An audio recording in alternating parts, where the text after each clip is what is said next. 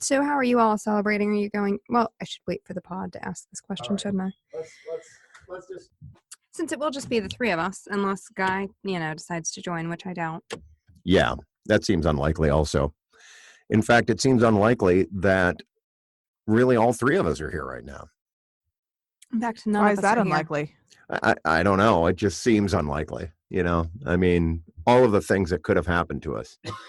So many things. I mean, Elsie's got the corona cough right now. I mean, who knows what all could happen. I could decide not to come. Exactly. You could decide not to host. Right. And yet all of the factors in the universe have combined to put us right here at this exact moment. Like they do almost every Sunday. Yeah, that's true. Well, wow, the universe is pretty consistent. Who knew? I mean, they say it's a chaotic place, and yet we manage to show up every Sunday. Mostly. Well, except for you, Nick. Yeah. Yeah, except for that fucker. Calling you out, Nick. But that's okay. We don't need him. We don't need anybody. We don't even need ourselves. That's right. God damn it. At what point do you realize that it's backwards? At the point that I try and play and it goes wrong. That's the point. That's the point.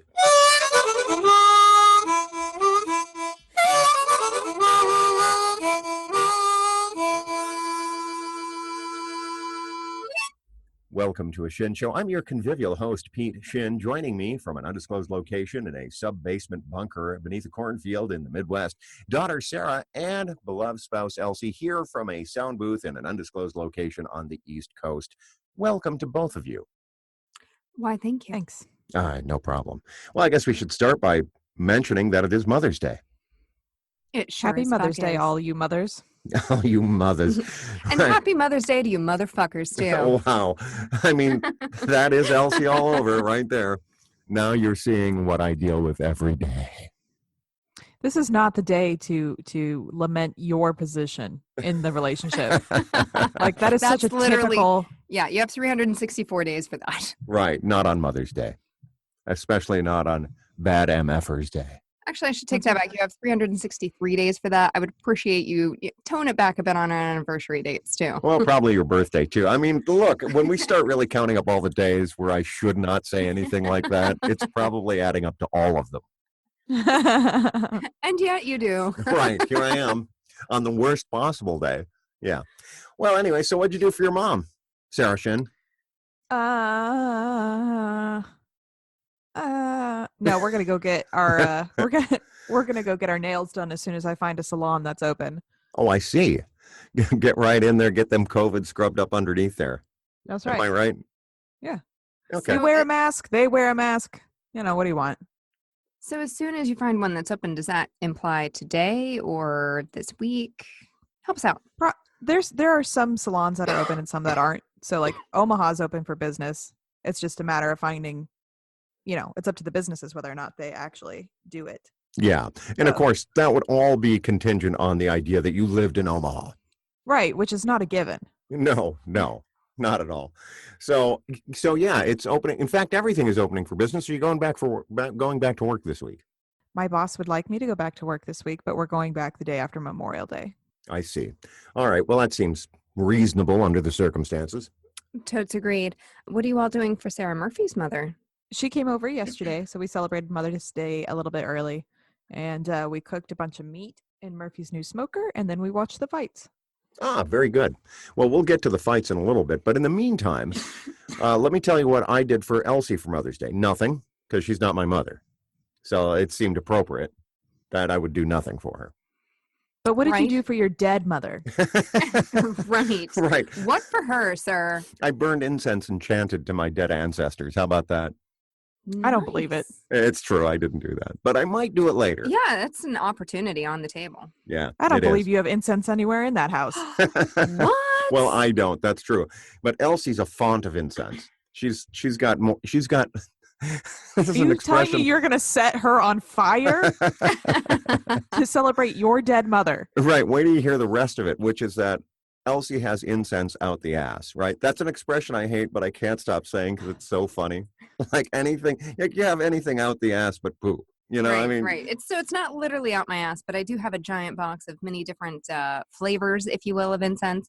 One of which is even called pyramids, which the late Mrs. Shin was a big fan of. So maybe we'll have to burn that in her honor while we meditate later. yeah, I thought you were going to say that you had a flavor of incense called Dead Mother. That's what I thought you were going to say. I did Well, actually think you were going there. It all does smell a bit like Dead Mother. It does. Incense, really, to me, Smells incense like is, Nana's ashes. and Just snort those like cocaine. yeah, and I thought you were going to say Nana's ass, actually, is what I thought you were going to say. So, again, this has really devolved in another scatological series of statements that basically have no relationship to the topic at hand, which is honoring my dead mother. In Well- fact, we've done the opposite of that. Well, what are you going We're to do? going to smell what smells like your dead mother's ashes. And Yeah. while we think about her, Yeah. how is that not honoring her? I don't know, dog. Well, anyway, I suppose a few years ago, I put up a Facebook post of my mom holding me as a baby. But, you know, once you've done that, you know, you've done it. You could do it Yeah. every year, but then, you know, I mean, is Facebook like some sort of referendum on what kind of human being you are? The answer is yes, of course. Yeah. Which is why I feel like, A, I've kind of stopped using Facebook, and B, so have a lot of my peers, which is interesting to see. I was thinking about this the other day. So there's like people, I guess your age and my mom's age that are on there, and they use it every day, and you know, whatever. And then, but they came to it as adults, whereas my generation grew up with Facebook. I mean, it came out when we were in high school, so we were like, you know, the Facebook era was more of a testament to our teenage years. And so now as we're becoming adults, it's like we've stepped away from it because I feel like it reminds us of times that we don't want to be reminded of. Whereas those people who have used it all throughout their adult years, you know, don't have that same cringe factor. Yeah. Elsie's choking to death, by the way, as you're talking about. So the Because real... she's trapped in the tiny sound booth room. You probably Dutch ovened her. I don't doubt it. I'm just choked up thinking about the late Mrs. Shin and you're walking away from Facebook. It gets me in all the feels. You're right. And she has COVID. But beyond those two things, no, seriously though, so, you know, you're almost 30 years old. What do people your age use now, if not Facebook, to communicate with one another? I mean, I think we consume more than we produce is part of the thing. So, you know, and we can consume through things like Instagram and Reddit. Snapchat, if you wanna- presumably. Yeah, Snapchat. If you want to actually communicate with them, you just text them. Oh, well, that makes sense. Or Snapchat them. Yeah. I guess I do. I use Facebook Messenger still, but that's like to, you know, text people that I don't have their phone numbers for. Got it. So you're more of an omnivore of communication methodologies, if you will. I mean, I talk to like 4 people and typically I text them, but Yeah. when So the need that- arises. Right. So your social network, as it were, is relatively small. Yeah. I'm one of them. I feel honored by that, by the way. Oh, you should. Yeah, we use a variety of communication techniques, mainly involving text and Zoom. Yeah. Well, The I would say occasional that phone call where I hurry you off the phone. Yeah, that's true. That is a classic right there. Hey, I called. So I think you're familiar with this story, Elsie. I called Sara on a Thursday just to check in, see how she was doing. Hey, how you doing, hon? She's like, yeah, it's Thursday. It's not Sunday. This is not the day that we talk. the irony is that you were calling her specifically to give her the news that you were going to retire and you were going to, you know, share some interesting things. Yeah. And she was like, Yeah, no, but it's not Sunday. No, I'm I making mean, spaghetti right now. Fuck off. I was mid dinner. Okay. You're Yeah. lucky I picked up the phone. I picked up the phone because I thought something was wrong right. And as it because it happens- wasn't Sunday. Well, that should show me, man. Just save those non-Sunday communications for something really important. I do think it Nothing- was fairly late when we were eating. I mean, 7:00's usually a safe time to call, but Yeah, you know, but it wasn't in this case. but it wasn't. No. But here's the good news. You get credit for answering the phone. You're the only one who did. So attempts with Nick and Noah fell flat. At least you had the decency to say, oh, hello. It's not an emergency. Fuck off. You know, as I think about it, really, given that this is Mother's Day Mm-hmm. and I'm a man, I mean, I really should be not even on this podcast this week. This should just be you and Sarah. Oh, no. I'm not a good host. Also, it's a day for motherfuckers. So. Oh, okay. Well, in that context, all right. I'm good then. That's cool. All right. Very good. All right. So. Gross. Not literally. I felt like you meant it literally. He's probably fucked people who are mothers. All right. Well, this is enough of that. Stop this. I mean, this is like going beyond R-rated to just weird. All right. So anyway, what I wanted to ask you was, what did the fights look like? Were they in a packed stadium, or did they have like 6 feet between everybody, or what were the fights all about? So there was no audience. Okay. And most of the people who came out, so like the coaches and all the camera crew, well, not all, but probably about 80% of people were wearing masks. The commentators were in different areas. They weren't sitting right next to each other like they normally do. Bruce Buffer refused to fist bump a guy, which I thought was hilarious. And allegedly, they were all tested for COVID, 48 hours before. I guess they'd been tested a couple times, because there was a guy who tested positive, and so they had to cancel his fight. Oh, wow. Okay. Well, where did they have the fight at? Jacksonville, Florida. Oh, of course. Jacksonville, Florida, to rip off The Good Place, is widely regarded as one of the top 10 Northeast Florida swamp cities. That sounds about right. It really is. Yeah. Well, it's home of the Randy Macho Man Savage International Airport. Apparently, Trump had a message, like he praised UFC for hosting the first live sporting event since the quarantine has started, and that aired. Yeah. But I didn't see it, so I don't know where it aired. It's just your anti-Trump glasses filtered it out. Oh, that could be. I saw Trump and I kind of ascended to a higher plane for the 30 seconds it took for him to deliver the message. Yeah, I think that's probably it right there. Yeah. That's probably what happened. That seems about right. Yeah, so it looks like, the country's getting back to work. That's what it looks like to me. It looks like we've decided as a society that we're just going to press on as if nothing has happened. Well, if you're weak, if you're too weak. Or old, or all of those things. Right. If you're not a healthy, white, young person, you might die. Yeah, well. I'm kind of hoping that, I won't go there. All right, that's good. Let's not hope for anyone's death. That's not what this is about. That's right. But what I would say is that we, as a country, haven't figured it out. And when I say it, what I'm talking about is what is a rational response to the pandemic. We still have not figured it out as a country, in my estimation. You got to break a few eggs to make an omelet. Right. That seems to be approximately our approach. 500,000. Yeah, or somewhere around that. But it is interesting to me that if you break down the fatality statistics, you are absolutely correct, in as much as the people who are dying are people who are old, disproportionately people of color, disproportionately people that we don't care about as a society.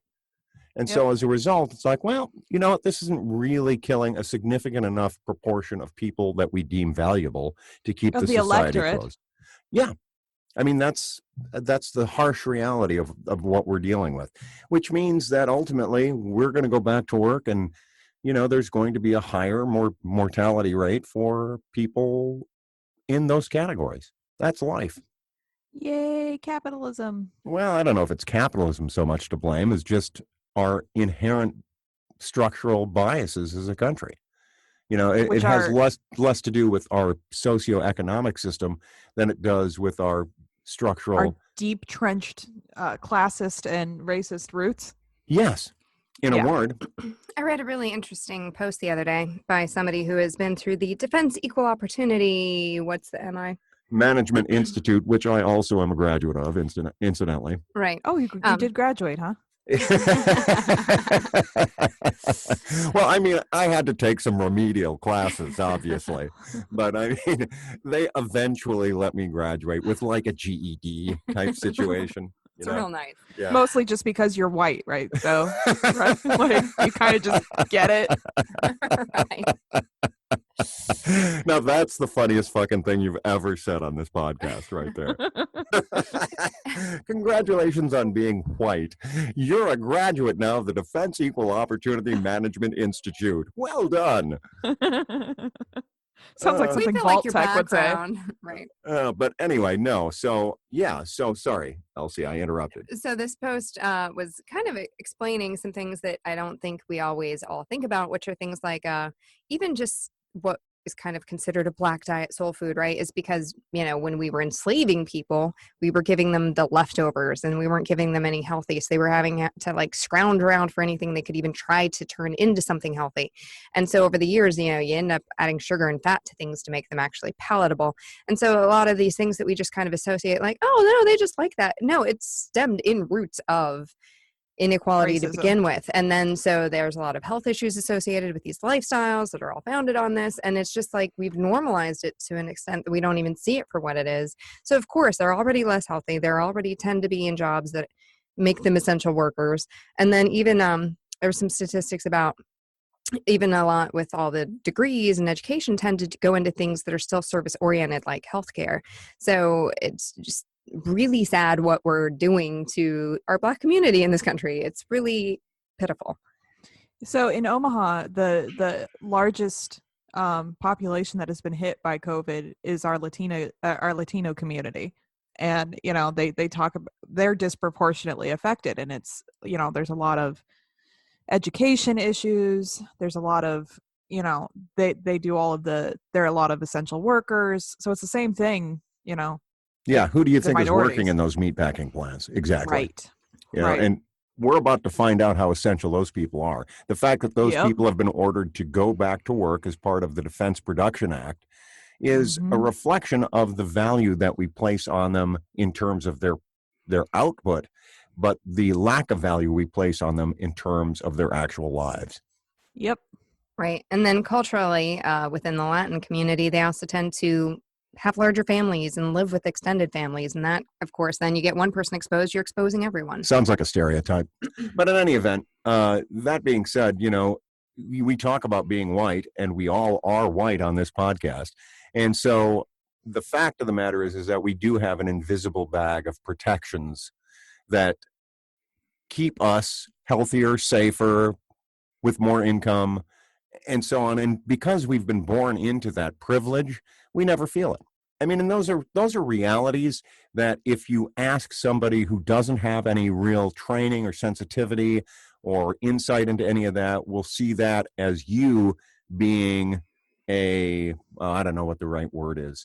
It makes you then somehow some kind of crazed liberal white guilt type of person who is against their own race and all this. I mean, when we start talking about these racial issues, all we can really look at is the outcomes if we really want to get objective. And the outcomes for African Americans and Latinos in this country related to COVID are significantly worse than they are for white people. Yep. So, what does that mean? And what it means is that obviously it means the virus is racist. That fucking racist virus. I hadn't thought about that. You're right. It's not us. It's not our society. No, you're right. You're right. It's nature. God, thank you for putting that in context, man. You're welcome. You've relieved me. Rush Limbaugh, I'm available anytime. I would love to see you on Rush Limbaugh. I would love that. Oh well, maybe we'll put in a request. I don't know. No, please don't. No, okay. I cannot. My sanity. All right. It'd be something though. It'd be something. It would be. Boy, it would be. All right. So now that we've kind of covered that base, and we've talked about the fights, and we really haven't talked about any personal news that you have, Sara Shin, if any. You might not have any personal news this week. I am officially losing track of time. Like, it's getting real hard for me to figure out what week I did what. Like, that's getting rough. Yeah. But I will tell you that my kittens are about a month old. Yes. They're cute as hell. Okay, that's good news. That's good news. We can all use kittens. Yeah, our listeners might not be able to benefit from this, but sending us a new cute picture of cute kittens would go a long way. Wouldn't hurt I'll anything. see what I can do. All right. But in They're the awful meantime, squirmy. it's speaking of kittens. Now, this is significant. Elsie and I have made a career decision in retirement. For me. Okay. Are you ready for this? Yeah. Hey there, all you cool cats and kittens. Welcome to Pete and Elsie's Little Cat Rescue. So we're going to have we're Are going you to have gonna kittens. foster? Yeah, we're going to foster 1 million kittens. Okay. Having them all living outside in cages, of course. Right. But, You have to. So you're basically going to recreate the Big Cat Rescue, but in miniature, yeah. down to Hence- every detail. Yes. Are you going to use Google Maps to figure out the layout? No. Well, we're going to go a step further because we're going to take the best of all the various tiger cult centers and merge them into something even bigger and better. Yeah, that's Are you going to true. have different exhibits? So at the Henry Dorley, they have the desert area, and then they have the aquarium. Are you going to have the Big Cat Rescue and the GW Zoo and whatever the hell I don't know. whatever is? I mean, Elsie's saying yes, but I hadn't really thought about all that. I mean, that's a good idea. That's why you're not in charge. That's why you're not the director.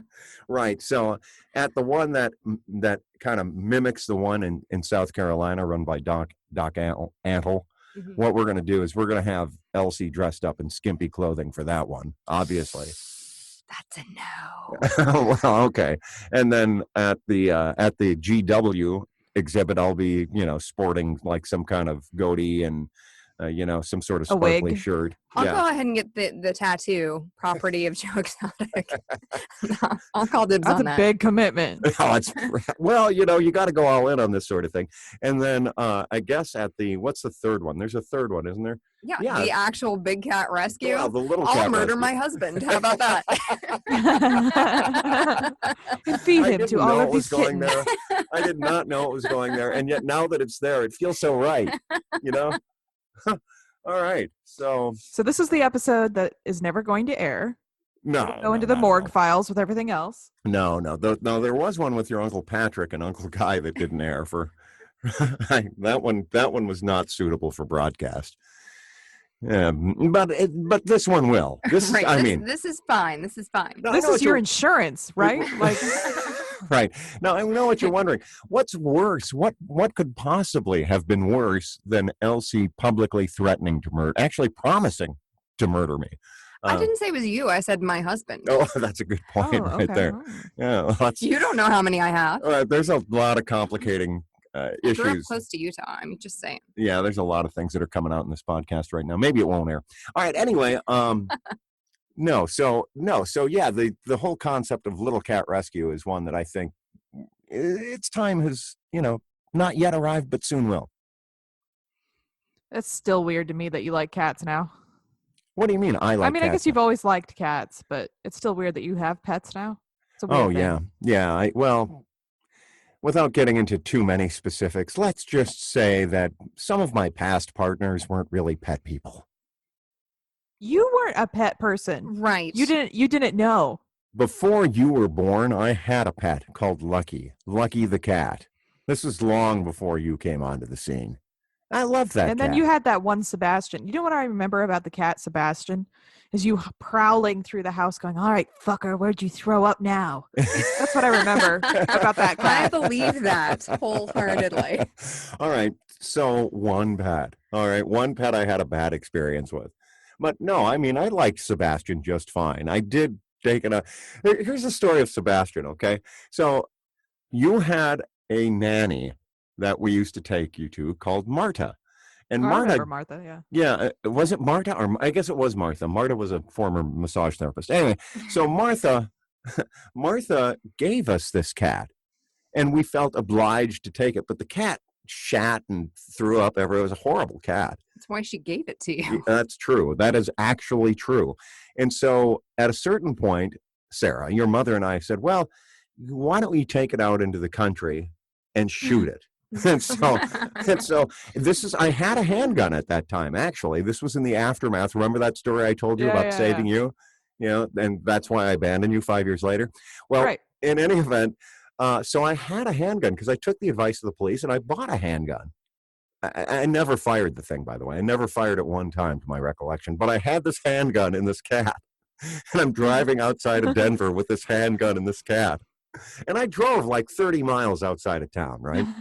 And so I Into turn the the cat mountains. loose, and I can't shoot the cat. I just can't fucking do it, right? This is obviously before my deployment to Afghanistan, where I had And no before problem. ASCPA was the thing or whatever. Yeah, well, and before I didn't have any problem drawing a gun on children. But at the time, I couldn't dream of killing this cat, right? So I let it run wild. I just let it run off. I thought, it'll survive or die on its own. Well, and then we told Martha that the cat died, and then it showed up at her house. So that was awkward, At her house? Yeah, at Oh, her that's house. amazing. Yeah, I love that story. You probably never heard that one, did you? Ooh, no. That's the cat that can't be the same cat, because then that cat ended up in Weeping Water. No, that was a different cat altogether. I swear to God, that was also called Sebastian. Oh, well, it could have been. I don't actually remember that cat that well. I'm totally. But so you can see that. But here's the point. The point is, I've had a variety of cats over the years that I've tried to get rid of, and yet now I'm opening a rescue. People change, hon. People change. Okay, tell that to Fatso. I am telling it. Well, sure, we abandoned Fatso for 8 months. That's true. Fatso made her own choices, okay? Oh, yeah. So for those who don't know the story of Fatso the cat, so when we were moving away from Florida, she ran off and we couldn't get her back in the car and we had to go and we left her. And then Elsie came back 8 months later after the place where we were living had been destroyed by a hurricane and found her and brought her back and rescued her. It's a miraculous story. That cat, it is a pretty good story. It's amazing. That was all going fine and well, but then we took this trip to New York with the fam late November, and then we were only home for a week and a half or so when we left for Ecuador for an extended period of time, and now she's become the most clingy, obnoxious little cat on the fucking planet. She went from not she has caring abandonment issues. Yes. Yeah. Yes. She does have some serious abandonment issues, but only because we've abandoned her repeatedly. So, right. I mean, that's probably why. Anyway, so that's one of the concepts for retirement is Pete and Elsie's Little Cat Rescue. Hey, all you cool cats and kittens. Pete and Elsie, Little Cat Rescue. We can show a variety of cute videos of, kittens killing each other and, whatever it is that kittens do. Yeah. We can train them to do tricks, so on. Swipe at each other playfully. Dress them up in little costumes, shit like that. All right, now I'm bored. I'm bored of this idea. Totally over it. So on this Mother's Day, I thought it'd be fun to ask the question of what personality trait of your mother have you found yourself to also have? A good one and a bad one. All of them? No. So I hang out with my mother a lot more now than I used to. And a good one and a bad one, huh? I don't know. We have a lot of the same mannerisms. You could just stick with the good. That'd be fine. That's yeah. Considering she listens to this. Hi, yeah, Mom. Exactly. Yeah, no, I mean, we have a lot of the same characteristics. We have a lot of the same speech patterns and a lot of the same facial expressions, I notice. So like we do a lot of games. So when we're both stuck on something, she'll make a face. I'm like, I make that face. You take that face off your face. That's my face. So, things like that. It's just really interesting now that A, I've grown up more, and that B, we're spending more time together to see, like, she'll do something. I'm like, oh, I do that. So we have a lot of the same speech patterns and facial things, I guess. Patterns. Okay. All right. Now something positive. Just kidding, Cindy. Just kidding. All right. Anyway. How about we're both super cute? Yeah. And I don't take after my dad at all. That's a good one. That's a good one right there. Yeah. I'll say that I inherit all of my asshole nature from my dad. How about that? I think that's totally fair. In fact, the older I get, the more of an asshole I realize I am, which is really coming at a poor time for me, to be perfectly honest with you. But it is what it is. The self-awareness that all the meditation is bringing to you. Yeah, man. Poorly it's timed. really working. It's horrifying. Yeah, I mean, taking a deep look inside my black-stained soul. Who wants that? Anyway, no. So, Elsie, you go now. You ask the question. How about you answer it? So I feel this like strange need to just kind of like save things, and especially I feel like food is important. It's my job to feed people, and that is very, very much from my mother. And so, what's the good thing that you get from her? I mean, or is that a bad thing? I don't know. It seems kind of neutral. That's the thing. It's just I think it's a good thing. I think people like being fed. Raise your hand if you don't like being fed. Oh, what? Nobody raise their hand? Okay, gotcha. So I would say that's a good thing. Okay, then how about the bad thing?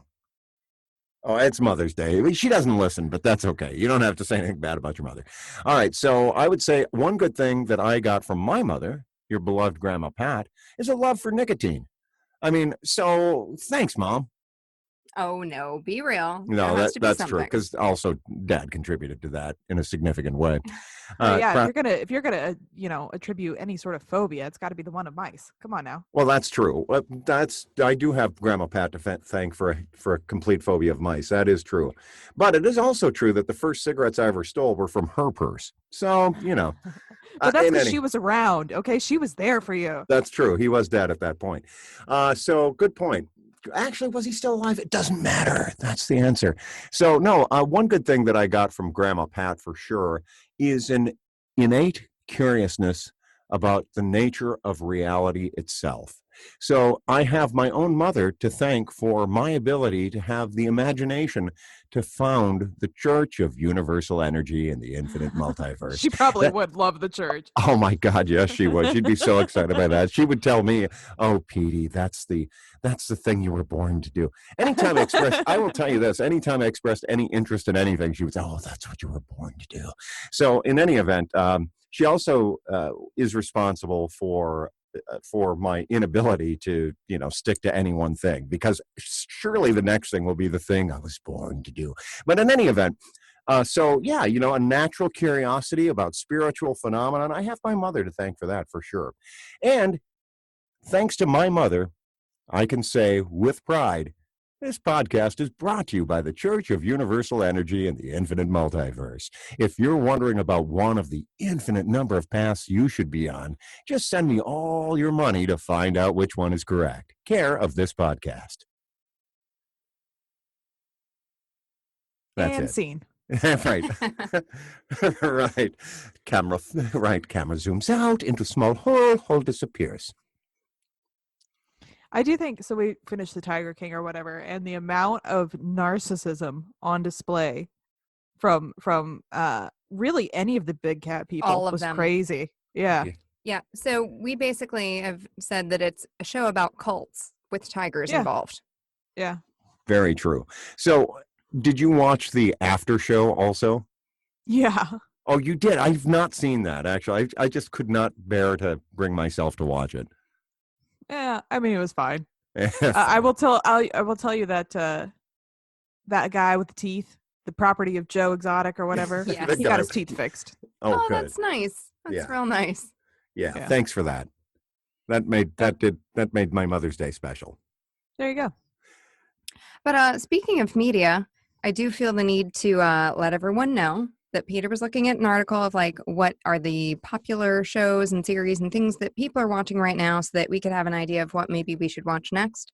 And right up there towards the top of the list was The Sopranos. So I just want to go ahead and take credit now for the fact that we did that in 2019 and told you all that you need to do it. So you're welcome, USA. Yeah, so I think what that really means is we're responsible for the COVID outbreak. That's the logical. Well, because you wanted everybody to watch Sopranos, right? Clearly, I get that tracks. Yeah, exactly. No, but what we have finished watching is The Midnight Gospel. So it ended its 8-episode run in the strongest possible way, with a episode that featured him interviewing his dying mother, which was both deep and emotionally moving, and at the same time very enlightening. So if you've not checked out The Midnight Gospel, it is really, really worth a look. What is it? It's called The Midnight Gospel. It's on Netflix. Okay, thanks for that. A Netflix original, and it features the animation stylings of the guy who brought you Adventure Time, with a podcast about deep spiritual matters. So it is. Is this what Nick was talking about? Yes. Okay. So we finished the series and still recommend it highly. It only gets better as it goes along. I would say this about the series as well, which is that because the subject matter in each episode is so deep and so heavy, not in a negative sense of being heavy, but just it's a lot to process, that even as you're hearing it, you're like, yep, that checks. I've had that kind of similar experience or feeling or whatever in my life.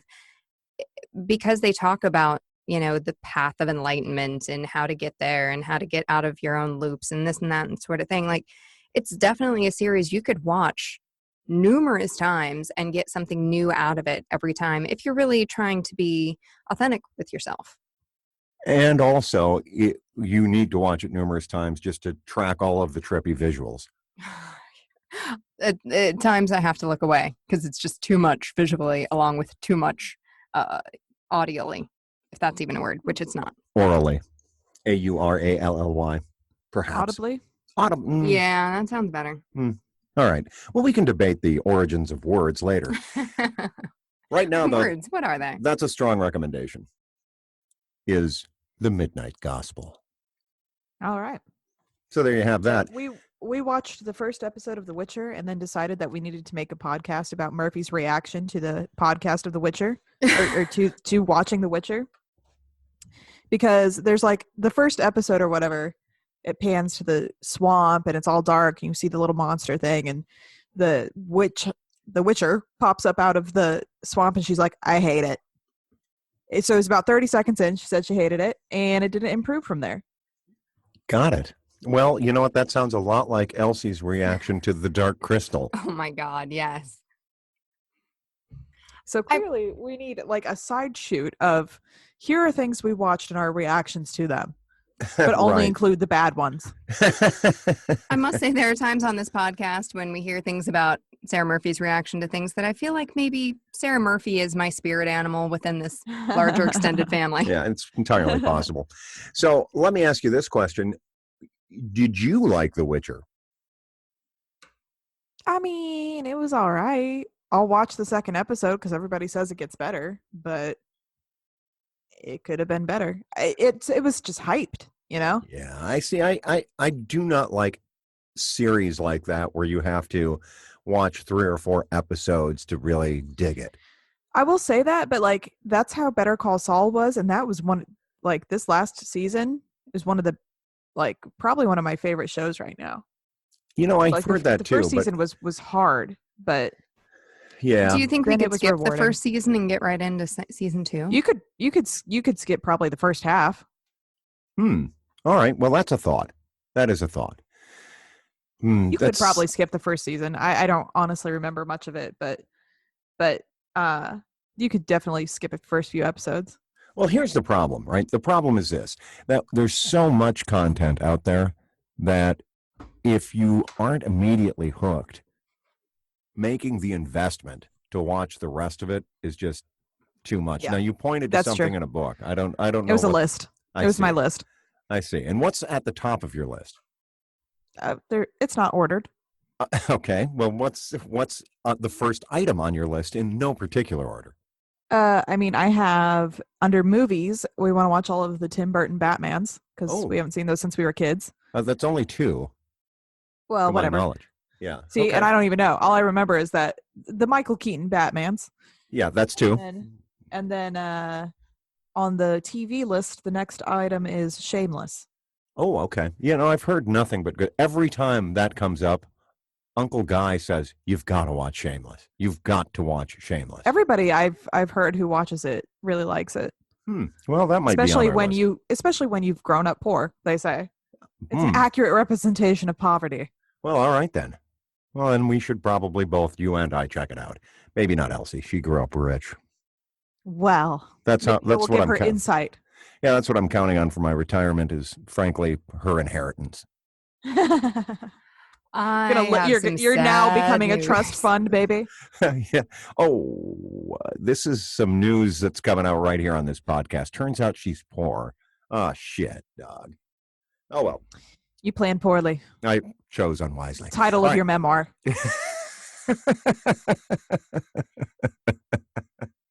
Yeah, perhaps. This just in, Peter leaving Elsie to find a sugar mama. Yeah, too late. All right. Anyway, I forget what I was going to say though. Oh, you were going to what were those shows you were going to watch again? Shameless Tim Burton. and Batman. Batman. Okay. Shameless and Batman. We watched a movie the other night called Paul, which is the With Seth the- yeah. Yeah. It's fine. I mean, I think Elsie it's hilarious. Elsie thought it was the funniest movie she'd ever seen. I thought it was Was it merely the first okay. time you'd seen it, Elsie? No, I've seen it numerous times. Your father had never seen it. I wanted him to see it because I think it's so funny.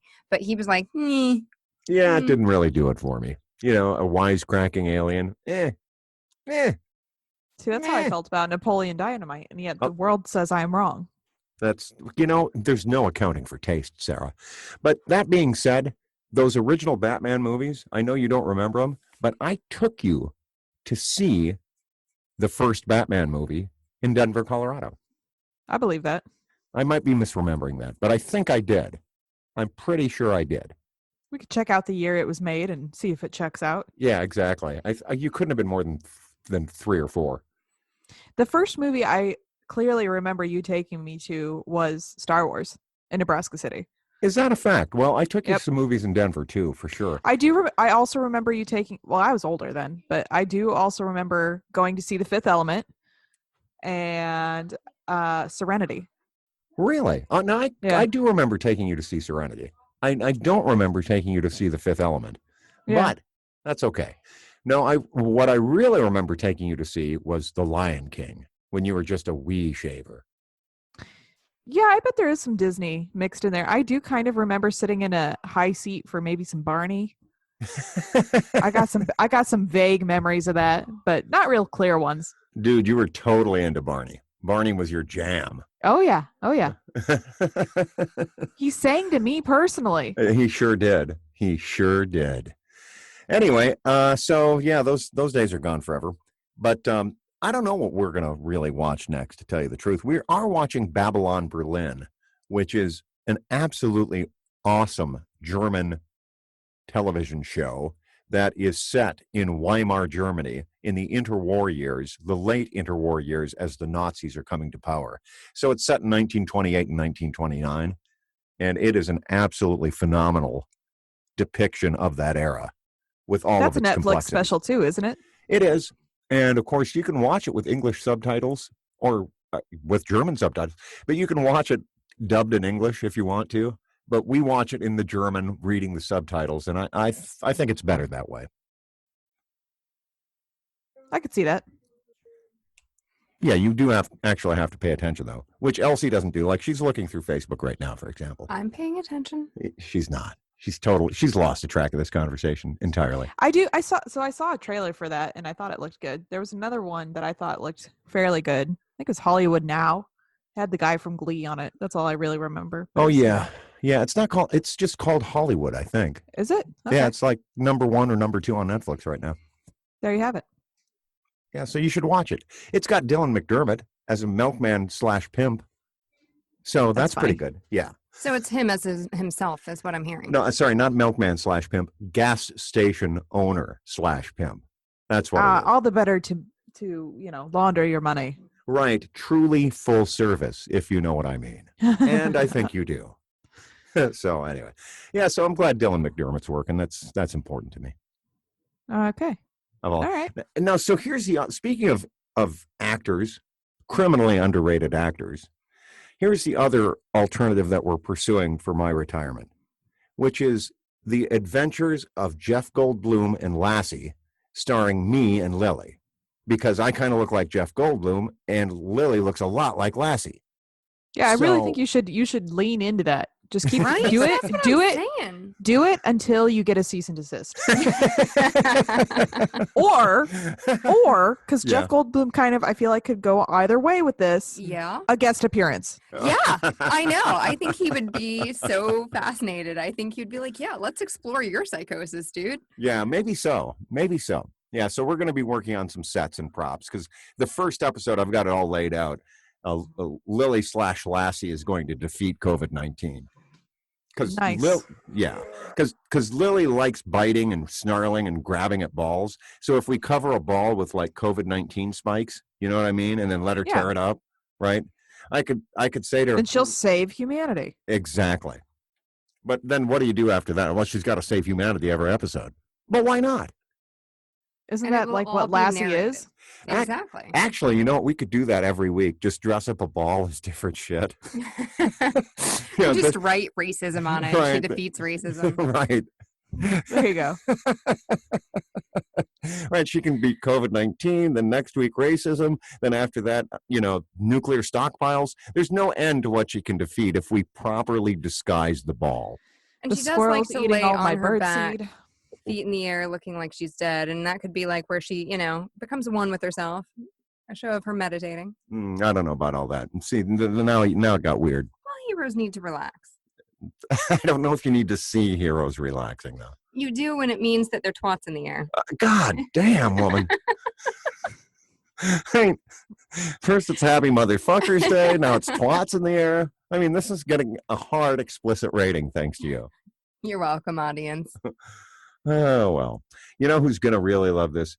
Chris, Ben, and Danielle. Our 3 listeners. Time for our patented listener shout out. Hey, Chris, thanks for listening, even though you can't listen to this in front of your children. Ben, thanks for listening, even though you can't play this aloud at your place of work. And Danielle, thanks for listening, even though I know you're horrified and offended by many of these comments. Thanks, 3 listeners. And that's why once this retirement's complete and this pod actually goes somewhere, I'm going to have to remove myself from it. Yeah, it's true. You will. Just in order to keep things, moving along. All right, guys. I really feel like we're in a good spot. To quit? I feel like we've covered everything, and that if we say anything else, we might incriminate ourselves. So true. And yet, may I just say that if you've not yet come up with a plan for your Mother's Day, you might want to head down to Ziff's. That's true. It's Ziff's fine dining in a relaxed continental atmosphere right down there in Invercargill, New Zealand, the southernmost point on the New Zealand island chain, making it the southernmost restaurant in the world, now COVID-free because they defeated it there in New Zealand. And so you can get your freshly slain kiwi juice and your koala burgers while they last, now without any extra COVID, right there at Ziff's. Fly on down. It shouldn't cost you more than $10,000 or $12,000 for a delicious meal that you'll never forget. At Ziff's, proud sponsors of a Shin Show on a fake basis for more than a third of, a year, at least. Maybe longer. Who knows at this point? Who Time does? is real. Well, Yeah. I was going to say time is fake, but then real came out of my mouth. So who's the real master? That's heavy, dude. What a way to end it. What a way to end it.